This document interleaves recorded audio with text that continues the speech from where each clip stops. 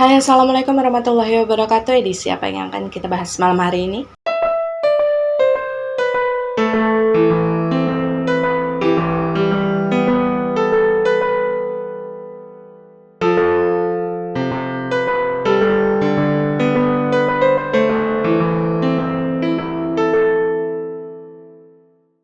Ya, malam hari ini kita akan masuk lagi ke dalam edisi Dongeng Malam, dan kisah yang akan sama-sama kita dengarkan kali ini adalah kisah dari entitas bernama Joseph. Dan khusus untuk entitas Joseph ini, saya memang memanggil beliau Opa Joseph ya, karena memang beliau ini meninggal dunia dalam usia yang sudah bisa dikatakan senja, di antara 60 sampai ke 70 tahunan. Dan disclaimer dulu untuk kalian yang mungkin baru pertama kali menonton channel YouTube ini, bahwasanya ada 2 edisi yang akan kita dengarkan setiap minggunya. Dan khusus kali ini adalah edisi Dongeng Malam. Edisi Dongeng Malam adalah edisi di mana kita akan sama-sama mendengarkan bagaimana kisah dari para entitas yang dulunya pernah hidup melalui residual memorinya mereka. Mengenai kalian akan percaya atau tidak, itu adalah hak kalian sebagai penonton. Yang terpenting adalah bagaimana caranya kita bisa saling menghargai dan menebarkan energi yang positif. Dan Opa Joseph ini adalah entitas yang berasal dari lain kehidupan yang cukup jauh, cukup lampau ya, itu sekitar tahun 30-an. Dan sedikit membahas bagaimana proses ketika saya bertemu dengan beliau adalah ketika saya sedang berkunjung ke salah satu rumah kerabat saya yang memang di kota tersebut masih banyak sekali peninggalan-peninggalan bangunan bekas zaman Belanda dulu. Dan waktu itu posisinya saya sama sekali tidak sedang sengaja mencari entitas atau apa gitu, enggak sama sekali. Saya sedang duduk di halaman belakang sambil membaca buku, dan tiba-tiba saja sosok beliau ini muncul di hadapan saya. Dan memang tidak bisa dipungkiri, pada saat pertama kali saya melihat sosok beliau, saya cukup ketakutan, bahkan saya berlari waktu itu. Karena memang seperti hal yang sudah pernah saya posting gambar beliau ya, bahwa memang secara penampakan beliau ini cukup menyeramkan. Sekujur badannya dari ujung kepala sampai ujung kaki, beliau ini seperti tertutupi oleh sesuatu yang bisa bisa dibilang itu adalah semen yang sudah mengering. Jadi waktu itu sebelum melakukan komunikasi, saya memang rada takut, saya terkejut karena itu untuk pertama kalinya saya melihat sosok entitas yang muncul dalam penampakan seperti itu. Tapi memang ketika kemudian saya memutuskan untuk berkomunikasi dengan beliau, karena energi beliau ini terkonek dengan frekuensi saya pada saat itu, dan saya pikir ya nggak apa-apa lah kita membuka komunikasi dengan entitas yang memang terasa energinya cukup baik dan tidak negatif. Dan benar saja ketika komunikasi tersebut terjadi, ternyata banyak sekali cerita-cerita yang mengharukan dalam kisah hidup beliau di zaman lalu, dan itulah kisah yang akan sama-sama saya ceritakan kepada kalian, dan semoga nantinya kalian bisa mengambil banyak sekali pembelajaran dari kisahnya Opa Joseph. Dan kembali lagi membahas kisahnya Joseph, bahwasanya Joseph ini adalah pure blood orang Belanda asli. Jadi ketika dia ini usianya sekitar 27 tahunan, kata Opa Joseph, di Belanda, dia itu bekerja sebagai peternak telur. Ya peternak telur kecil-kecilan, tapi ya bukan yang besar, yang pabrik perusahaan gitu, enggak. Jadi dia hanya memelihara ya beberapa ayam di rumah sederhananya. Kemudian dari ayam-ayam tersebut, Opa Joseph ini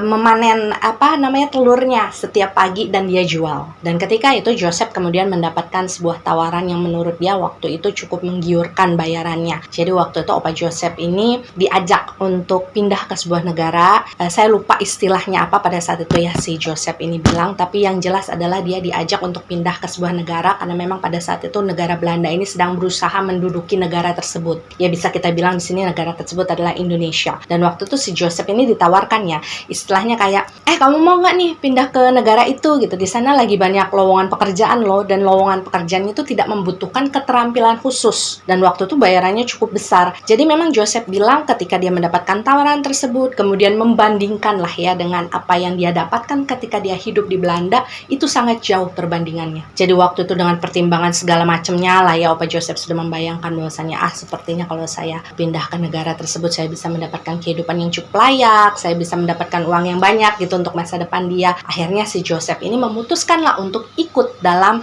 program tersebut, pindah ke Indonesia dan mencari pekerjaan di sini. Joseph tinggal dan juga hidup di Indonesia ketika dia usia 27-28 tahunan, dan waktu itu dia bilang dia bekerja sebagai seorang mandor utama untuk mengawasi sebuah pembangunan di sebuah wilayah yang memang pada saat itu dilakukan oleh warga negara Belanda. Jadi adalah satu proyek yang tidak bisa saya katakan di sini ya. Jadi ya di sini kita cukup menikmati ceritanya saja ya. Nah, ketika kemudian si Joseph ini menjalani proses kehidupannya di Indonesia, dia mendapatkan pekerjaan yang sangat layak. Sekitar usia 30 tahunan, Opa Joseph ini kemudian bertemulah dengan seorang wanita pribumi yang kita sebut saja namanya adalah Ratna ya. Singkat cerita, Opa Joseph ini jatuh cintalah kepada si Ratna karena memang pada saat itu Ratna ini orangnya manis gitu ya, perempuan manis, kemudian tutur bahasanya tuh lembut. Dan Joseph ini bercerita alasan terkuat ketika dia jatuh cinta kepada Ratna adalah mungkin karena mereka ini sering ketemu ya. Jadi waktu itu si Joseph ini kan tinggal di sebuah rumah yang wilayahnya itu nyampur dengan penduduk-penduduk lokal yang ada di sana. Nah, waktu itu kebetulan si Ratna ini tinggalnya nggak jauh nih dari kawasan tempat di mana si Joseph tinggal. Jadi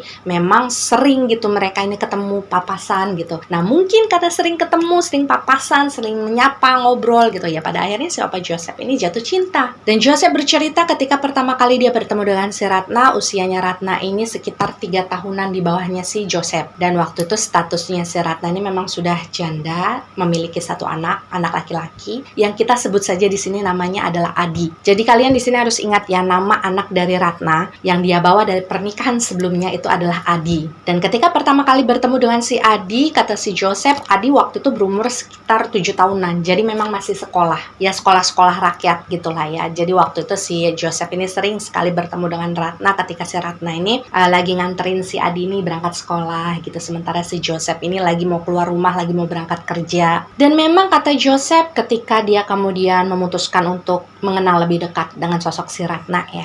Dia ini kebetulan memang Joseph ini jadi orangnya tuh tipe-tipe orang yang sangat mudah bergaul dengan orang yang baru dia ketemu. Dia orangnya ramah, humble. Jadi ketika kemudian dia mendekati Ratna, otomatis kan dia harus mendekati si Adi juga kan sebagai anaknya. Ya dia ini hubungannya sangat akrab dengan si Adi. Dan itulah yang mungkin kemudian membuat si Ratna ini menjadi berpikir bahwasanya, oh yaudah deh saya menerima si Joseph. Kalau memang si Joseph ini mau serius dengan saya. Meskipun pada saat itu kalau kata si Joseph ya awal-awalnya ketika si Joseph ini datang ke keluarganya si Ratna gitu ya, memperkenalkan diri lah. Waktu itu keluarganya si Ratna ini kayak nggak setuju. Karena kan pada saat itu orang-orang kita, orang-orang lokal itu kan berpikir bahwa Belanda mah orang penjajah gitu ya, yang jahat, yang pengen ngerebut tanah kita. Cuma pada saat itu kata Joseph dia berusaha untuk melakukan pendekatan, dia menjadi diri dia sendiri, dia menjelaskan bahwasanya saya datang ke Indonesia nggak ada hubungannya dengan jajah-menjajah. Saya datang ke sini karena saya memang ingin bekerja dan fokus dan kehidupan saya sendiri. Jadi pada saat itu kemungkinan karena memang keluarganya si Ratna ini melihat ada ketulusan kan di dalam dirinya si Joseph, dia juga terlihat sangat sayang dengan Ratna, dengan Adi juga. Ya pada akhirnya keluarganya si Ratna ini bisa menerima keberadaannya si Joseph. Barulah ketika si Joseph ini berusia sekitar 35 tahunan, ketika Joseph ini sudah memiliki rumah sendiri. Jadi dia tuh membangun sebuah rumah yang benar-benar berasal dari hasil keringat dia bekerja selama bertahun-tahun waktu itu. Dan Joseph juga sudah merasa bahwasanya pada saat itu oke, tabungan saya ini kayaknya udah cukup nih kalau misalkan saya mau memiliki sebuah keluarga. Nah barulah pada saat itu si Joseph ini memutuskan untuk menikah dengan si Ratna. Dan memang kalau misalkan kita lihat dari residual memorinya si Opa Joseph ya, rumah yang beliau bangun dengan hasil keringatnya sendiri itu memang lumayan lebar, lumayan besar gitu. Itu halamannya itu luas. Itu yang paling kelihatan di mata ketika melihat residual memorinya beliau itu adalah halamannya luas. Jadi halaman depan, halaman belakang itu luas. Teduh gitu, banyak pepohonan, banyak kayak semak-semak yang memang diurus gitu. Dan rumahnya itu memang nggak terlalu besar, tapi asri kalau dilihat dan dirasakan. Dan Opa Joseph bilang pada saat itu dia memang sudah memiliki rencana untuk membuat semacam pavilion lah di halaman belakang rumah mereka. Jadi kayak semacam bangunan rumah terpisah yang isinya terdiri dari beberapa kamar gitu ya. Dan alasan Joseph pada saat itu membuat pavilion seperti itu adalah karena si Joseph ini tahu si Ratna ini saudaranya banyak. Jadi ketika mereka ini menikah gitu ya, dalam prosesnya kan si Joseph ini melihat, oh saudaranya Ratna banyak banget, terus sering main ke rumah mereka. Dan setiap kali main mungkin karena memang rumahnya si Ratna dengan rumahnya Joseph ini kan agak jauh gitu ya, wilayah asal si Ratna itu. Akhirnya mereka kan sering nginep nih di rumahnya si Joseph dan juga si Ratna. Dan tanpa sekali berpikir dia ngerasa nggak nyaman atau gimana, enggak, bukan itu sebenarnya yang bikin Joseph memutuskan untuk membuat pavilion di belakang rumah mereka. Tapi justru karena si Joseph ini pengen membuat saudara-saudaranya Ratna ini kalau misalkan nginep di rumah mereka, itu bisa ngerasa lebih nyaman lah dengan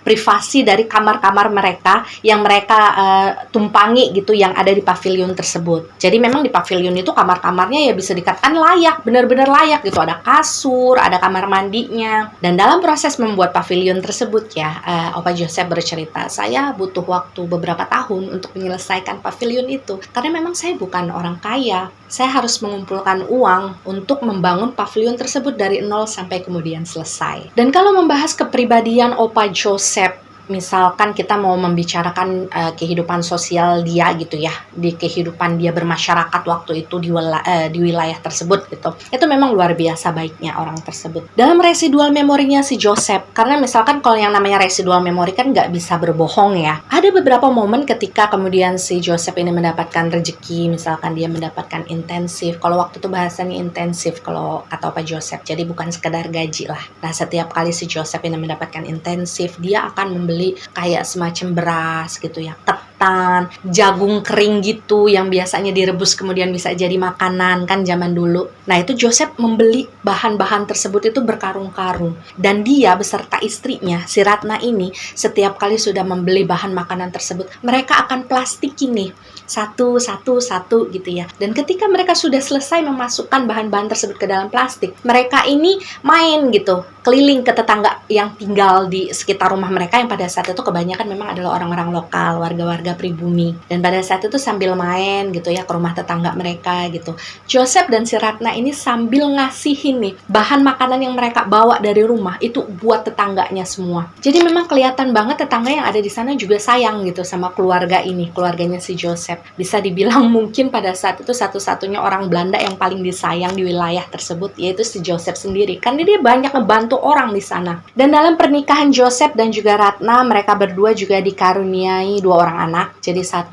laki-laki, 1 perempuan. Dan kita sebut saja di sini yang laki-laki namanya Dimas ya, yang perempuan namanya adalah Sari. Tapi Joseph bilang ya, dan terlihat jelas sekali melalui residual memorinya beliau, bahwasanya Joseph ini sama sekali tidak pernah membeda-bedakan antara anak tirinya beliau dengan anak kandungnya beliau. Jadi beliau ini benar-benar menyamaratakan kasih sayang yang beliau berikan kepada semua anaknya. Bahkan bisa dibilang ya pada saat itu, kalau menurut saya yang saya rasakan, yang saya lihat adalah si Joseph ini memiliki keakraban tersendiri ini dengan Adi. Jadi adalah ya beberapa momen ketika di dalam residual memorinya Opa Joseph itu merekam saat-saat ketika dia dan juga si Adi ini lagi nyanyi-nyanyi bareng gitu di teras halaman rumah mereka.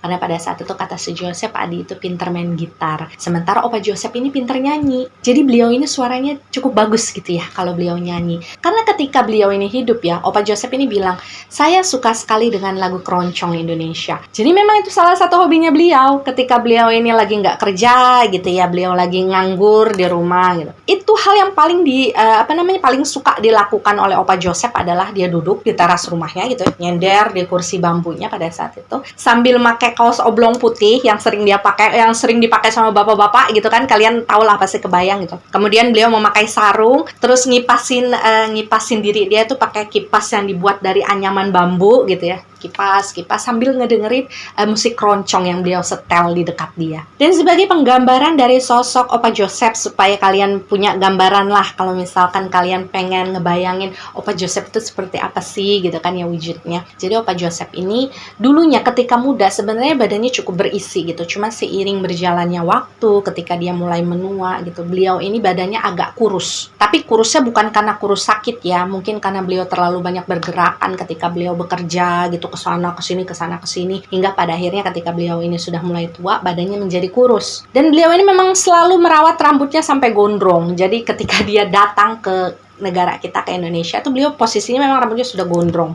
Dari muda beliau suka rambut gondrong, sampai kemudian rambutnya udah putih semua, beliau sudah tua, itu rambutnya tetap dia pertahankan gondrong dan ikal. Dan memang yang paling menarik perhatian adalah Opa Joseph ini bola matanya, pupil matanya gitu ya, itu warnanya abu-abu. Cuma memang waktu itu anaknya beliau ini tidak ada yang mewarisi warna matanya si Opa Joseph. Guys, mohon maaf ya kalau ada suara palu diketok-ketok, ya Allah. Maafin ya. Dan ketika waktu berlalu, Opa Joseph ini mulai menceritakan bagaimana kehidupan anak pertama beliau, yaitu Adi. Jadi waktu itu kata Opa Joseph, semakin bertambah usianya si Adi, dia kan menjadi sosok remaja, pemuda gitulah ya, yang sudah mulai menemukan jati dirinya mau kemana nih, arah hidupnya akan dituju. Jadi pada saat itu si Adi nih bilanglah kepada Joseph, kepada orang tuanya bahwa, Pak, Ibu, saya masuk ke dalam sebuah komunitas yang pada saat itu memang intinya adalah berusaha untuk bisa dikatakan mengupayakan agar Indonesia ini bisa merdeka dan mereka ini bisa mengusir penjajah dari Indonesia. Dan memang di sini agak sedikit lucu ya, karena memang gini, Opa Joseph sempat bercanda sama si Adi bahwasanya, Bapak kan orang Belanda, berarti Adi pengen ngusir Bapak juga gitu kan. Dan memang kata Joseph, dia selalu mendukung apapun yang Adi pilih dalam kehidupannya selama itu berjalan dalam jalan yang lurus, jalan yang benar, dan tidak merugikan orang lain. Dan waktu itu posisinya Joseph itu gini ya, kalau yang bisa saya jelaskan kepada kalian. Meskipun beliau ini pure darah Netherlands, dia lahir besar, bahkan dilahirkan oleh orang tua yang benar-benar darahnya Belanda. Tapi ketika beliau ini datang ke Indonesia, beliau mendapatkan kehidupan di Indonesia, menikah, kemudian juga punya anak yang berasal dari orang Indonesia. Sejak saat itulah Opa Joseph ini menyatakan di dalam dirinya sendiri bahwasannya ya saya mencintai Indonesia. Bahkan pada saat itu Opa Joseph ini menganggap bahwa diri dia itu sudah menjadi bagian dari Indonesia. Karena berkali-kali dalam komunikasi kami ya, waktu itu Opa Joseph itu berkata, saya nggak ada hubungannya sama jajah-menjajah. Saya nggak ikut-ikutan dalam hal tersebut. Yang saya lakukan ketika hidup dulu adalah fokus terhadap hidup saya dan keluarga saya. Dan Joseph memang bilang ketika kemudian anaknya itu memutuskan untuk bergabung dalam sebuah komunitas yang menginginkan kemerdekaan Indonesia gitu ya. Itu kan bisa dibilang agak garis keras sebenarnya ya. Dan pada saat itu kata Joseph, memang warga negara Belanda yang ada di Indonesia, yang masih tinggal di Indonesia gitu ya, itu sudah mendapatkan lampu kuning dari warga lokal. Karena mereka ini sudah dianggap sebagai ya penjajah gitu, yang jahat, yang tidak berhak untuk mendapatkan kehidupan yang baik di sini. Tapi Joseph bilang dia percaya bahwasanya pada saat itu pasti orang-orang yang tinggal di sekitar rumah mereka, yang mengetahui bagaimana jejak kehidupannya si Joseph dari dia muda sampai kemudian dia sudah menikah, kemudian sampai dia tua. Orang-orang pasti tahulah kalau dia baik, dan meskipun memang secara casing dia adalah bule banget gitu ya, tapi hati dia Indonesia. Itu yang dibilang oleh si Joseph. Dan hal tersebut benar-benar dibuktikan oleh Joseph dengan cara gini. Ketika kemudian si Adi ini memutuskan untuk bergabung dalam sebuah komunitas garis keras yang menginginkan kemerdekaan Indonesia gitu ya, gimana caranya. Pada saat itu rumahnya si Joseph itu mulai sering didatangi oleh teman-temannya si Adi. Jadi teman-temannya banyak yang main gitu kan, kenalan sama orang tuanya si Adi.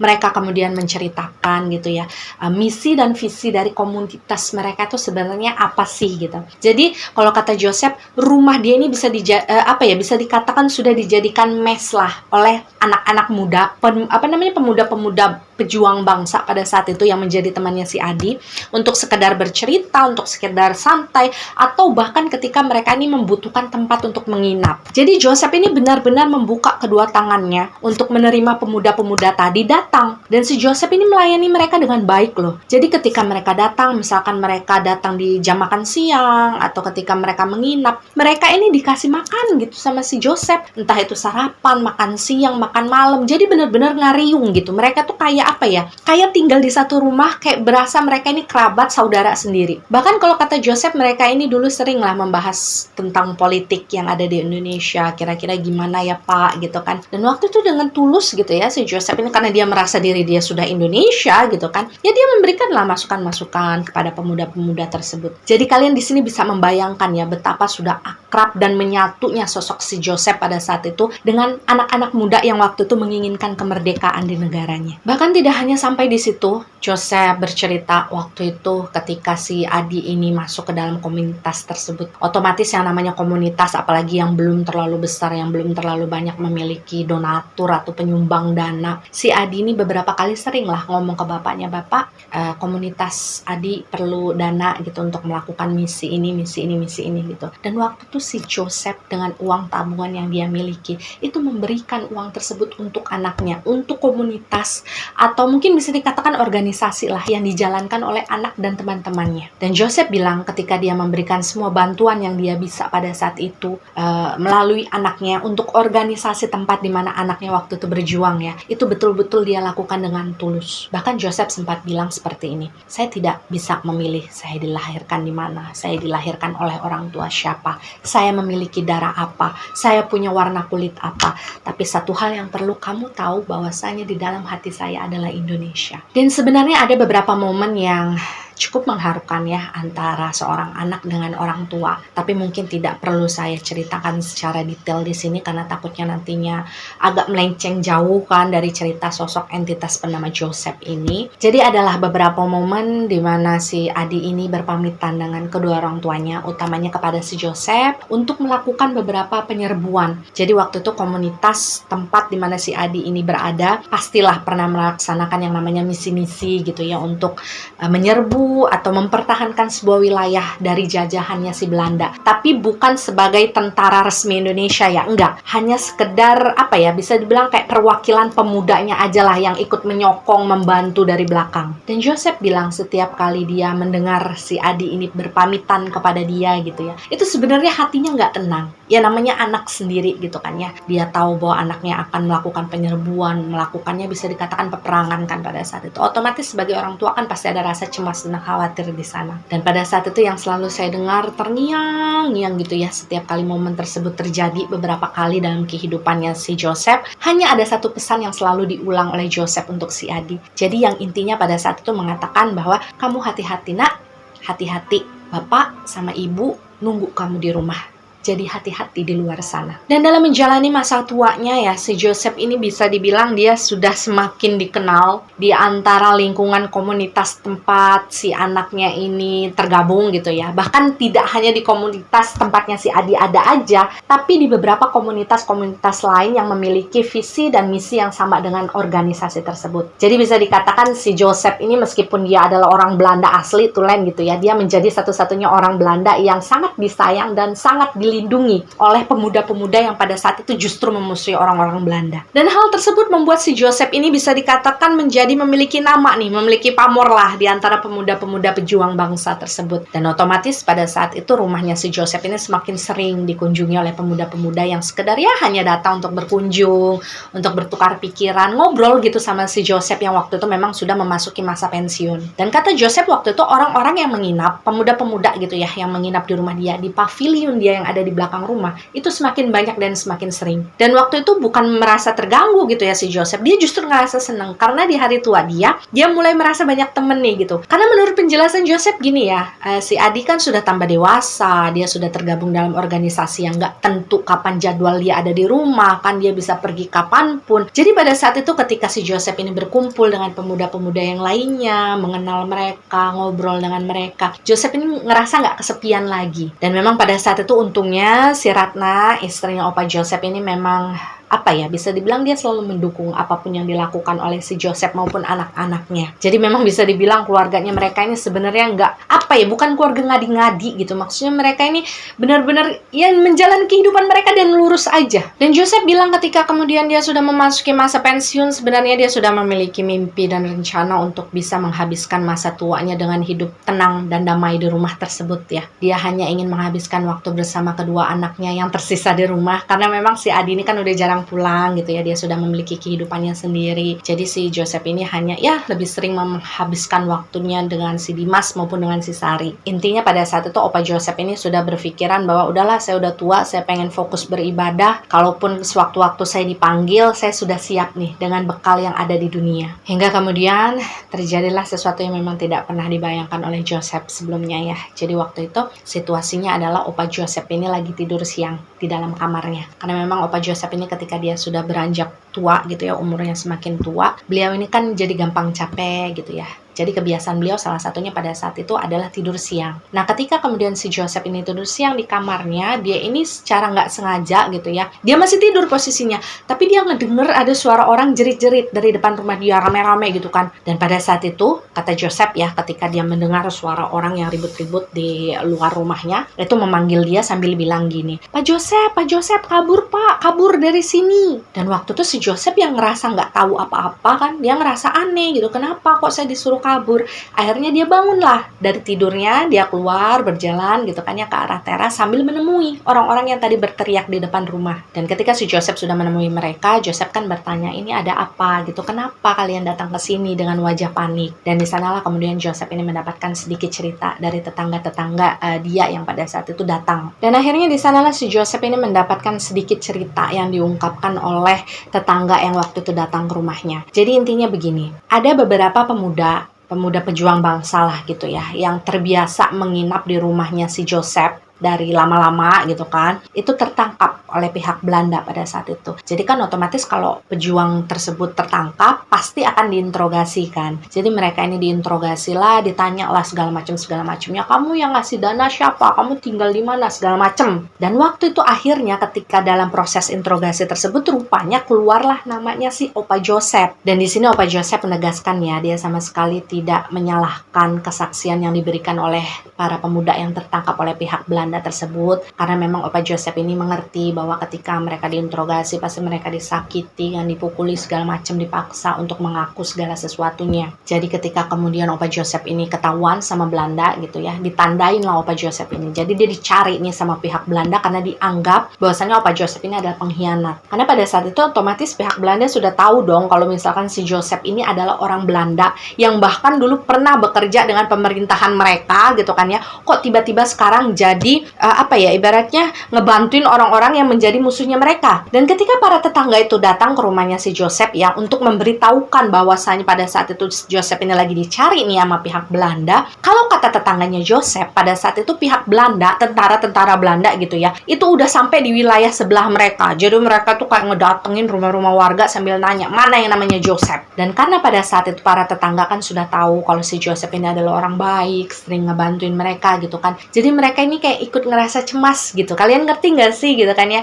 Jadi akhirnya mereka ini mempertaruhkan kehidupan mereka sendiri untuk lari, nemuin si Opa Joseph di rumahnya dan ngasih tahu, Opa Joseph kamu kabur karena kamu lagi dicariin. Dan waktu itu si Opa Joseph itu gini ya, saya juga bingung kenapa beliau pada akhirnya tidak memutuskan untuk langsung kabur bersama keluarganya, karena memang sebenarnya kalau dari residual memorinya tuh masih ada jeda beberapa saat lah yang sebenarnya bisa dimanfaatkan oleh si Opa Joseph untuk kabur dari sana. Tapi alih-alih kabur, pada saat itu yang terlihat dari residual memorinya beliau adalah beliau ini justru masuk ke dalam rumah, kemudian berpelukan gitu ya sama anak dan istrinya pada saat itu, si Ratna, Dimas, dan juga Sari. Mereka ini kayak ngerasa sedih gitu, karena memang dari informasi yang mereka dapatkan juga dari tetangga-tetangga yang sebelumnya datang, bahwa pemuda-pemuda yang sebelumnya memberikan kesaksian, yang menyebutkan, yang mengeluarkan nama si Opa Joseph gitu ya kepada pihak Belanda, itu semuanya sudah dieksekusi. Dan setahu Opa Joseph, pemuda-pemuda tersebut itu adalah temannya si Adi. Jadi ketika kemudian si Joseph ini tahu bahwasanya pemuda tersebut sudah dieksekusi gitu kan, otomatis dia ini ngerasa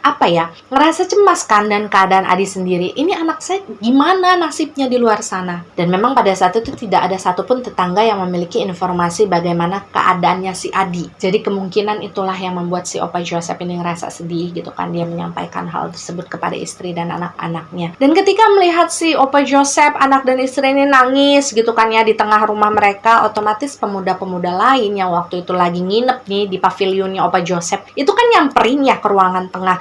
Mereka pasti nanya dong, kenapa Opa, ada apa? Dan waktu itu akhirnya Opa Joseph ini bercerita lah, dia menceritakan segala sesuatunya dalam waktu yang singkat. Dan ketika cerita tersebut belum selesai dia sampaikan gitu ya kesemuaannya, tiba-tiba saja terdengar nih suara ribut-ribut dari arah luar. Dan waktu itu kata Opa Joseph, dia langsung tek gitu jantungnya, dia tahu bahwasanya pada saat itu tentara Belanda sudah sampai di depan rumahnya. Dan tebakan Opa Joseph itu benar, ketika kemudian suara berisik-berisik tersebut ada kan di depan rumahnya, mereka ini manggil Joseph, Joseph gitu kan. Jadi pada saat itu Opa Joseph ini sebelum dia keluar ya, dia memberikan pesan kepada istri dan anak-anaknya yang waktu itu lagi ada satu ruangan kan sama dia, kalian ngumpet, jangan sampai ketemu, kalian ngumpet. Nah, sebelum si Opa Joseph ini kemudian keluar ke teras, itu pemuda-pemuda yang sebelumnya nginep gitu ya di pavilionnya si Opa Joseph, itu keluar duluan nih, nemuin tentara Belanda yang sudah mencari Opa Joseph. Dan waktu itu memang yang saya salutkan dari para pemuda tersebut adalah mereka melakukan segala hal untuk mengulur waktu. Mungkin mereka ini kayak semacam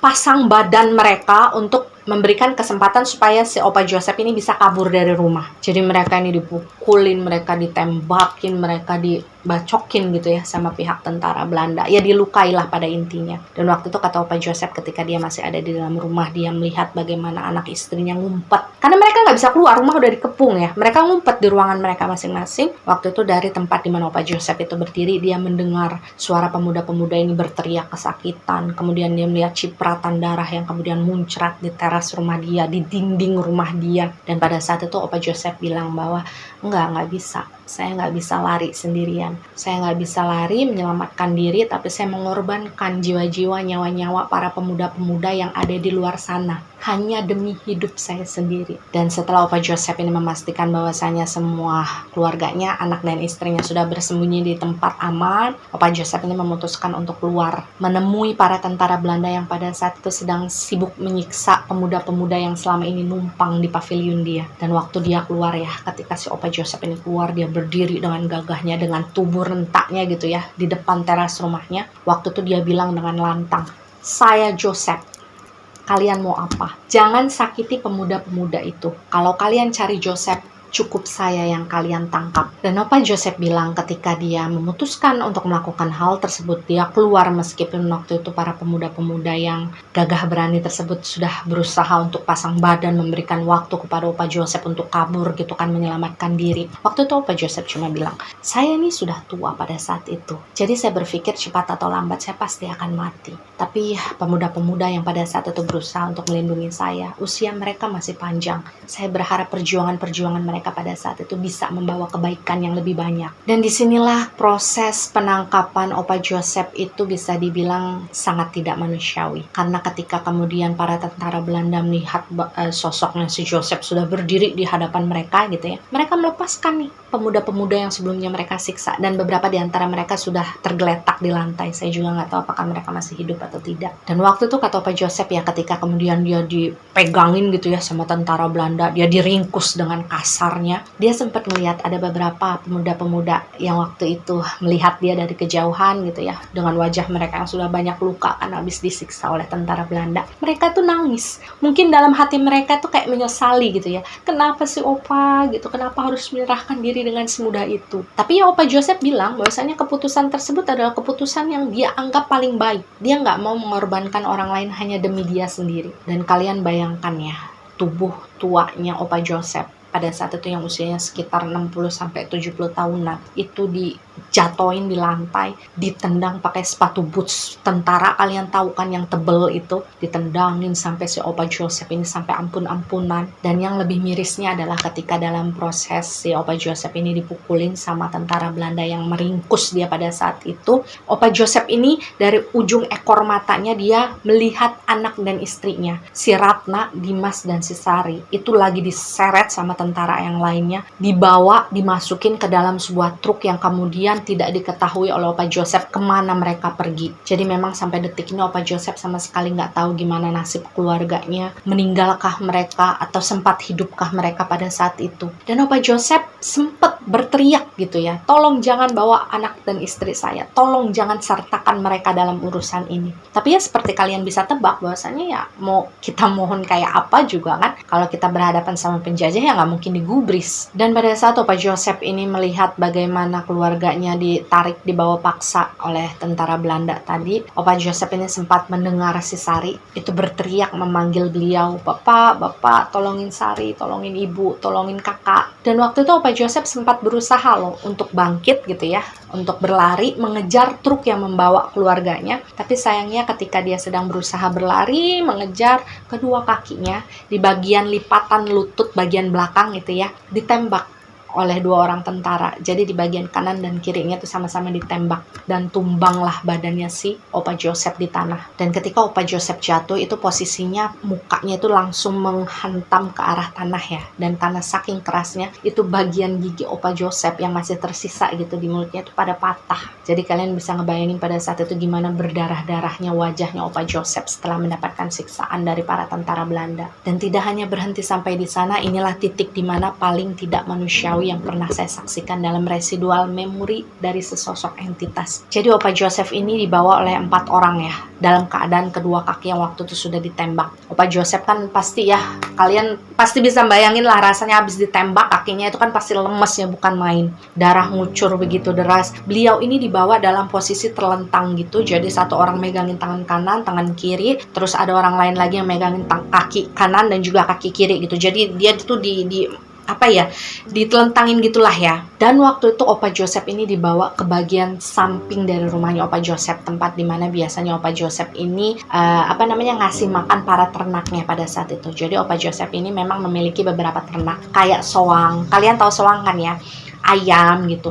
Nah, waktu itu Opa Joseph ini badannya dimasukkan ke dalam sebuah peti kayu. Jadi gini, peti kayu itu dulunya, kalau kata Opa Joseph, itu adalah tempat beliau ini meletakkan makanan-makanan yang biasanya udah dia adon gitu, yang udah dia olah, udah dia campurin segala macem gitu ya, untuk soang-soangnya makan. Jadi waktu itu posisi petinya memang panjang gitu ya, tapi nggak terlalu lebar. Karena soang kan lehernya panjang, jadi dia kan kalau makan gitu ya. Nah, di dalam peti tersebutlah pada akhirnya badannya si Opa Joseph yang kurus pada saat itu dimasukkan oleh para tentara tadi. Dan setelah tubuh beliau masuk, si Opa Joseph ini terlihat minta tolong, dia berusaha berontak untuk keluarkan dari peti tersebut, tapi dengan sangat cepat beberapa orang tentara Belanda pada saat itu seperti sudah merencanakan semuanya dengan baik. Mereka membawa beberapa ember besar berisi adonan semen yang sudah mereka buat sebelumnya. Saya nggak ngerti mereka terinspirasi hal gila tersebut dari mana, dan mereka menuangkan adukan semen tersebut di atas badannya Opa Joseph. Jadi pada saat itu badannya Opa Joseph tuh, misalkan yang dituang duluan adalah kaki ya, itu kepalanya mereka tekan pakai tangan mereka sekuat tenaga supaya Opa Joseph ini nggak bisa berontak. Dan perlu kalian ingat bahwasanya semua proses yang dilalui oleh Opa Joseph pada saat itu adalah dalam kondisi masih hidup. Jadi Opa Joseph dikubur dengan adukan semen tersebut, dicor gitu ya, itu dalam kondisi hidup-hidup. Dan ketika semua tubuh Opa Joseph sudah tertutup rata dengan semen pada saat itu, ada sebuah balok kayu, itu sekitar 3 atau 4 balok kayu lah yang saya lihat ya, ukurannya lumayan gede, itu ditindih di atas adukan semen tadi, supaya mungkin tujuannya Opa Joseph ini nggak bisa berontak lagi ke atas, karena itu kan berat ya kalau ditindih. Dan setelah itu jujur di sini saya sudah ngerasa nggak kuat lagi, karena memang apa yang dirasakan oleh Opa Joseph ketika dia sakratul maut di dalam peti tersebut, itu rasanya benar-benar engap, nafas itu benar-benar tersangkut di tenggorokan. Jadi saya memutuskan untuk cut, karena memang juga residual memorinya Opa Joseph tidak bertahan lama di sana, mungkin hanya selang beberapa menit blank. Jadi bisa dibilang pada saat itu Opa Joseph ini meninggal dunia tidak lama setelah seluruh badan beliau ini ditanam di dalam adonan semen tadi. Dan memang apa yang paling mengerikan dari segala sesuatu yang dilalui oleh Opa Joseph dalam proses kematiannya adalah ketika saya harus mendengar bagaimana suara minta tolongnya Opa Joseph dari awal beliau ini ditanam hidup-hidup sampai kemudian suara minta tolong tersebut hilang. Dan yang mirisnya adalah nggak ada satupun orang yang pada saat itu nolongin Opa Joseph. Mereka cuma nonton dari kejauhan gitu ya. Ya memang kita nggak bisa memaksa bahwasanya setiap orang itu harus membalas budi kepada kita. Kita juga nggak bisa istilahnya gini, nggak bisa menyalahkan orang-orang yang pada saat itu memang tidak bisa berbuat apa-apa untuk menolong Opa Joseph. Cuma di sini kita harus mengerti bahwasanya ya kehidupan orang-orang di zaman dulu itu nggak mudah, nggak semudah yang kita bayangkan. Jadi kalian banyak-banyak bersyukur karena kalian dilahirkan dan hidup di zaman sekarang di mana kita nggak lagi dijajah, di mana kita sudah merdeka. Dan kalau misalkan kalian bertanya kenapa sosok entitas dari Opa Joseph ini belum sirna dalam damai gitu ya,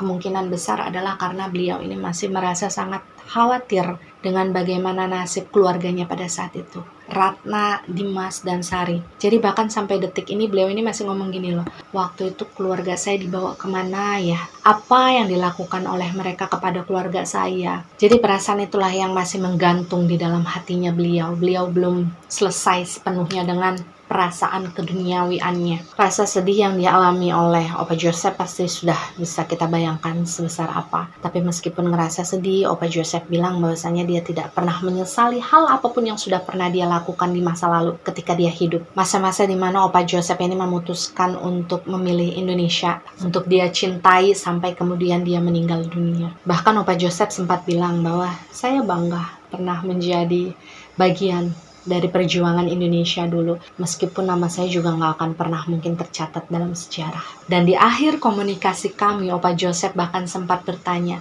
apakah sekarang kita sudah merdeka dari jajahan Belanda? Dan waktu itu saya hanya mengangguk sambil bilang, ya Opa. Dan kalian bisa bayangkan waktu itu Opa Joseph dengan wajahnya yang terharu ya. Dia cuma tersenyum sambil mengangguk-angguk.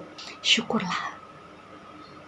Akhirnya. Dan ya demikianlah keseluruhan dari kisahnya Opa Joseph yang bisa saya ceritakan dan bisa kalian dengarkan. Kita sama-sama mendoakan agar Opa Joseph ini segera sirna dalam damai ya. Dan bisa menyusul ruh sejatinya di rumah Tuhan. Bisa melepaskan segala perasaan keduniawiannya yang masih membuat beliau ini nyangkut sampai sekarang. Kita juga doakan keluarganya beliau, Mbak Ratna, Dimas, Sari, ataupun Adi. Kita sama-sama berdoa agar mereka semua sudah damai, sudah sirna ya. Karena memang waktu sudah sangat jauh berlalu. Dan satu pembelajaran yang ingin Opa Joseph sampaikan kepada kita semua sekarang adalah lakukan segala sesuatu itu dengan tulus. Karena ketika kamu melakukan segala sesuatu dengan tulus, maka kamu tidak akan melihat ada perbedaan di sana. Seperti yang kita ketahui bahwasanya Opa Joseph itu adalah orang Belanda, tapi dia mencintai Indonesia. Dan karena perasaannya yang tulus mencintai Indonesia, dia melakukan banyak hal untuk membantu pada saat itu perjuangan anaknya dan komunitas anaknya memerdekakan Indonesia. Meskipun mungkin pada saat itu dalam porsi yang tidak terlalu besar. Dan rasa tulus itulah yang kemudian membuat Opa Joseph ini sama sekali tidak pernah menyesali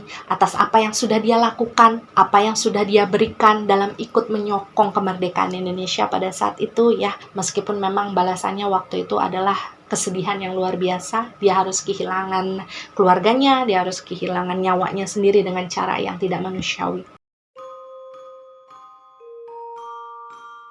Ya percaya atau tidak itu adalah hak kalian sebagai penonton setia. Jika kalian percaya dengan cerita ini maka jadikan cerita ini sebagai pengalaman. Jika kalian tidak percaya dengan kisah ini maka jadikan kisah ini sebagai dongeng malam biasa. Terima kasih yang sudah nonton, terima kasih yang sudah subscribe. Jangan lupa di like, di komen, dan di share supaya teman kalian bisa ikut menonton video ini. Oh ya, saya juga pengen menyampaikan kepada kalian semua, saya sudah baca semua DM kalian, komen-komen kalian yang sudah mendoakan saya dan keluarga saya gitu ya. Masya Allah, terima kasih, alhamdulillah atas doa-doa kalian orang-orang baik di luar sana. Saya akan tetap ada di channel ini, saya tetap akan ada di hadapan kalian untuk menceritakan kisah-kisah para entitas di luar sana. Saya yakin saya bisa sembuh, saya yakin saya bisa sehat, dan saya yakin saya bisa memiliki waktu yang sangat panjang untuk tetap membagikan kisah-kisah kepada kalian agar kita semua bisa mendapatkan manfaat, pembelajaran yang baik-baik dari ya para entitas-entitas yang sudah tidak ada. Sehat-sehat kalian semua, jaga diri kalian baik-baik. Sampai jumpa di video-video berikutnya. Wassalamualaikum warahmatullahi wabarakatuh.